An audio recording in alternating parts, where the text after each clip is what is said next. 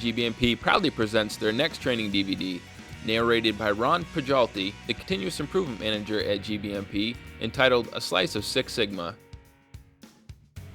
Too many times, people shy away from Six Sigma because they think you need to be some sort of a math geek.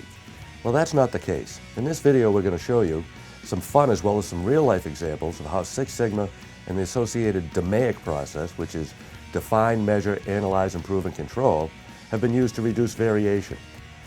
We will also show you that many of the tools are simple and the statistics portion is a small part of the overall process. Before we get into DMAIC, let's take a minute to define what the heck is meant by the term Six Sigma. Well, in reality, it's the 18th letter of the Greek alphabet, and in statistics, sigma represents a standard deviation, or the amount of variation in a process. We use this to measure process performance. Sigma is generated when we gather and analyze data using statistics. For example, the weight of a quarter-pound hamburger. We assume they weigh a quarter pound when we buy one, but what do they actually weigh? If we took sample weights of quarter-pounders from both chains and plotted the data, we could determine the standard deviation, how much variation there is in the weight of a typical quarter-pound hamburger from the average weight of all the quarter-pound hamburgers sampled.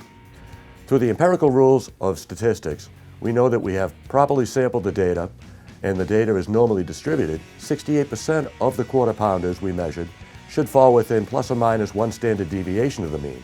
At the same time, 95% of the sample should fall within two standard deviations. When we reach plus or minus 6 standard deviations, which is Six Sigma, we know that 99.9999975% of all the quarter-pounders measured should fall within 6 standard deviations of the mean. Throughout the video, we are going to use this DMAIC problem-solving funnel to understand the Sigma methodology. We will start at the top and proceed downward. We will also be introducing several real-world examples from companies who have used the DMAIC process to address problems. You will see that the companies and types of problems discussed cover a wide spectrum. We hope this will help you to understand that Six Sigma can be widely applied. Remember, one of the rules in Six Sigma is that it is practical first, graphical second, then mathematical. Do I look like a statistician to you? Absolutely not, no.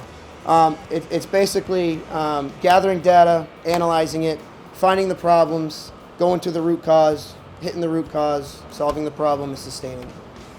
In this video, Ron will prompt you to stop the DVD and discuss with your team major sources of variation. In A Slice of Six Sigma, we use this real-life example to follow Ron in his quest to reduce variation in order to achieve equal slices of pizza. Starting with the define phase, we use this fun but effective example to demonstrate a source of variation. While Ron is away from the table washing his hands, his buddies take the larger slices of pizza and leave him short-sliced. When you're 13 years old, you have no fear. Yeah. So. It was a little windy last night, though, huh? Not on the mountain. I was Really? surprised. At home it was. When we get there, it was really calm. Yeah, no kidding. Yeah. Man, got short sliced. What do you mean? What's going on? Look at this. I don't see a problem. You don't see a problem with this? No. Well, neither one of you do. 2 slices apiece. That's the rule. That's always the rule. In order for Ron to get equal slices next time, he digs deeper into the pizza making process to see how they can reduce slice variation. After the define phase, next is the measure phase. They start by making a process map of the different pizza making steps, then gather some measurements to find out how much variation actually exists in the process. By following Ron and the guys, we'll take a detailed look into each individual step of the DMAIC schedule by using this fun and easy to understand example that will not only keep your attention, but also prove that Six Sigma can be applied by just about anyone. We'll also show you the different sets of tools that are needed to take you through the Six Sigma journey with ease.